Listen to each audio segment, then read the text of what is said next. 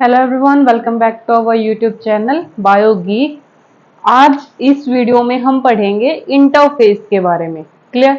Interface, interface. सो ये topic किससे related है, कौन से चैप्टर से रिलेटेड है?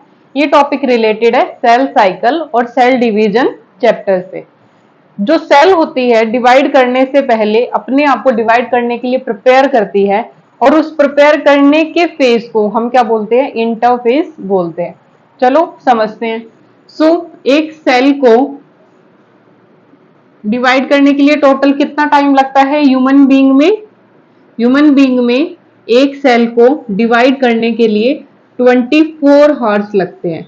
अब इन 24 हार्स में से 23 हार्स सेल अपने आप को प्रिपेयर करने के लिए यूज करती है, और 1 घंटे में सेल का डिवाइड हो जाता है। आज हम किसकी बात करेंगे? आज हम उस 23 घंटे की बात करेंगे कि 23 घंटे में जो सेल है उसके साथ क्या होता है, कौन कौन से फेजेस उसमें इन्वॉल्व रहते हैं। हमने ये बना ली, एक गोला बना लिया, क्योंकि सेल साइकिल, साइकिल का मतलब होता है कि वो कंटिन्यूअसली चलता रहता है, वो कभी भी खत्म नहीं होता। यहां पर एक बना लिया सेंटर, छोटा सा फेस निकाल देंगे, इसे हमने बोला एम फेस। एम फेस का मतलब माइटोटिक फेस, जिसमें डिवीजन होता है। एक लंबा सारा बड़ा सारा निकाल लिया, एक हिस्सा इसका कर दिया। क्लियर? इसे हमने बोला G1 फेज, इसे हमने बोला S फेज, और इसे हमने बोला G2 फेज। अब आप डायग्राम में देख के ही ये बता सकते हो कि जो G1 फेज है वो सबसे ज्यादा बड़ा है। कैसा है? लॉन्गेस्ट है। और कितने घंटों का होता है? मैंने आपको बताया टोटल 23 घंटे लगाती है वो इंटरफेज में, यानी तैयार होने के लिए। ठीक है, तो 10 घंटा G1 फेज में रहेगी, 9 हार S फेज में रहेगी, 4 हार G2 फेज में रहेगी, और फिर 1 हार में उसका डिवीजन कंप्लीट हो जाएगा। क्लियर है? अभी हमने किसके बारे में पढ़ना है? हमें केवल इंटरफेस के बारे में पढ़ना है। इंटरफेज में कौन कौन से फेज आते हैं? इंटरफेज में आते हैं G1 plus S plus G2। आज हमें केवल इन तीनों के बारे में पढ़ना है कि इनमें सेल के साथ क्या क्या सेल के अंदर चेंजेस होते हैं। G1 फेज के बारे में पढ़ते हैं। G1 फेज को फर्स्ट ग्रोथ फेज बोलते हैं, या फिर फर्स्ट जनरेशन फेज भी बोलते हैं। अब G1 मतलब फर्स्ट ग्रोथ फेज, G2 का मतलब second growth phase, second growth phase. G1 के अंदर जो सेल होती है वो पहले आते हैं, शुरुआत में बिल्कुल सेल आएगी यहाँ पे, और अपने अंदर कुछ चेंजेस करेगी। और वो चेंजेस क्या रहेंगे? यहां पर अमाइनो एसिड का प्रोडक्शन होगा, प्रोटीन का प्रोडक्शन होगा,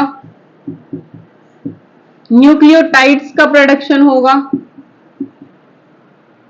और हिस्टामिन का प्रोडक्शन होगा। इसके साथ साथ ही सेल ऑर्गेनली जो होते हैं, सेल ऑर्गेनली जो होते हैं वो भी इंक्रीज होते हैं। ये काम किसके अंदर होता है? ये G1 फेज के अंदर होता है, जो कि बहुत ज्यादा लॉन्गेस्ट है। सेकंड, जब G1 फेज में साइकिल ने अपने अंदर ये सारे चेंजेस कर लेती है, प्रोटीन की प्रोडक्शन कर लेती है, अमाइनो एसिड्स की प्रोडक्शन कर लेती है, न्यूक्लियोटाइड की प्रोडक्शन कर लेती है, सेल ऑर्गेनली इंक्रीज हो जाते हैं। उसके बाद जो सेल है वो किसके अंदर एंटर करेगी? वो एस फेज के अंदर एंटर करेगी। एस फेज, एस फेज को क्या बोलते हैं? Synthetic phase. सिंथेटिक फेज, किसी भी चीज का सिंथेसिस करना। तो एस फेज में किसका सिंथेसिस होगा? एस फेज में सिंथेसिस होगा डीएनए का, डीऑक्सीराइबो न्यूक्लिक एसिड का सिंथेसिस होगा। कितना हो जाएगा? डबल हो जाएगा। जो डीएनए है वो कितना हो जाएगा? डबल हो जाएगा। यदि पहले 2C प्रेजेंट है तो यहां से निकलते वक्त जो सेल है उसके अंदर डीएनए जस्ट डबल क्वांटिटी में हो जाएगा, 2C से डायरेक्ट 4C हो जाएगा। क्लियर? और क्या होगा एस फेज के अंदर? एस फेज के अंदर जो डीएनए के साथ जो प्रोटीन जो चीज अटैच होती है जिसकी वजह से डीएनए बिल्कुल कोइल करता है, वो कौन है? हिस्टामिन। हिस्टामिन का प्रोडक्शन होगा यहां पर। क्लियर? इसके साथ साथ जो सेंट्रियोल है वो भी डिवाइड करेंगे और सेंट्रियोल भी क्या हो जाएंगे? बिल्कुल डबल कर लेंगे। पहले एक सेंट्रोसोम में 2 सेंट्रियोल प्रेजेंट होते हैं, सेंट्रोसोम का डिवीजन हुआ और 2 सेंट्रोसोम हो गए। अब एक में 2 प्रेजेंट है, एक में 2 प्रेजेंट है, तो हम क्या कह सकते हैं कि यहां पर जो एक सेंट्रोसोम है वो 2 हो जाएंगे और जो 2 सेंट्रियोल उसके अंदर प्रेजेंट है वो कितने हो जाएंगे? 4 हो जाएंगे। ठीक है? Clear? 2 centrosome and 2 pair centriole. इसके साथ एस फेज में क्या होता है? जो क्रोमोसोम होते हैं, क्रोमोसोम अपने नंबर को इंक्रीज नहीं करते। ठीक है? क्रोमोसोम अपने नंबर को इंक्रीज नहीं करते। यदि 4 क्रोमोसोम प्रेजेंट है तो वो 4 के 4 ही रहेंगे, लेकिन क्रोमोसोम के अंदर क्या चेंज होता है? क्रोमोसोम पर क्रोमेटिड्स अटैच हो जाते हैं तो वो क्रोमेटिड डबल हो जाएंगे। क्लियर? तो यहां पर जो क्रोमोसोम प्रेजेंट होंगे वो अपने क्रोमेटिड्स को डबल कर लेंगे, वो अपना नंबर इंक्रीज नहीं करेंगे। अब हम G2 फेज की बात करते हैं। सो यहां से जब सेल यहां पर जाती है तो ये इसकी फाइनल स्टेज होती है।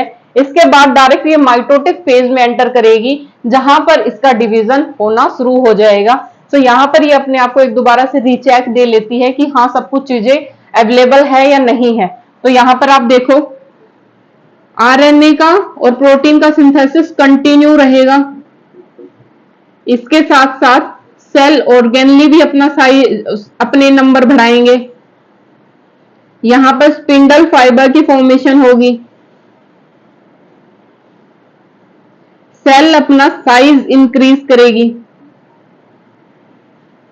ये सारा हो गया किसके अंदर? G2 फेज के अंदर। G2 फेज के अंदर जब ये सारी चीजें हो जाती है तो तुरंत जो सेल है वो M फेज के अंदर चली जाएगी। M फेज के अंदर जो साइटोकाइनिन और कैरियोकाइनेसिस है वो होगा और न्यूक्लियस का डिवीजन होता है प्रोफेज, मेटाफेज, एनाफेज, टेलोफेज। उसके बाद सेल डिवाइड हो जाती है। हमारा इंटरफेज केवल इन 3 फेज से मिलकर बनता है, तो इस वीडियो में हम केवल वो ही पढ़ेंगे। अब एक चीज और है, अब G1 और S फेज के बीच में एक चेक पॉइंट प्रेजेंट होता है और इस चेक पॉइंट को हम क्या बोलते हैं? CG1 या फिर G1 साइक्लिन। और ये चेक पॉइंट क्या करता है? ये चेक पॉइंट सेल को चेक करेगा कि सेल डिवीजन करने के लायक है या नहीं है, सेल के अंदर प्रॉपर अमाउंट में जो एटीपी प्रोड्यूसिंग कंपोनेंट प्रेजेंट है या नहीं है। तो पहला जो चेक पॉइंट है वो यहां पर प्रेजेंट होगा और सेकंड चेक पॉइंट इसके अपोजिट साइड में यहां पर प्रेजेंट होगा और इसको हम क्या बोलेंगे? CM या फिर M साइक्लिन। क्लियर है? फर्स्ट चेक पॉइंट यहां पर और सेकंड चेक पॉइंट यहां पर। ये चेक करेगा कि सेल के अंदर सब कुछ ठीक है या नहीं है और ये चेक करेगा कि सेल के अंदर सारे सेल ऑर्गेनली ने नंबर इंक्रीज कर लिया, जो डीएनए का कंसंट्रेशन थी वो डबल हुई या नहीं हुई, और भी सारी चीजें, साइटोप्लाज्म एक प्रॉपर अमाउंट में प्रेजेंट है या नहीं है, एटीपी प्रोड्यूसिंग कंपोनेंट्स प्रेजेंट है या नहीं है, ये चीजें चेक करने के बाद सेल को वहां पर भेज देगा। So thank you so much for watching.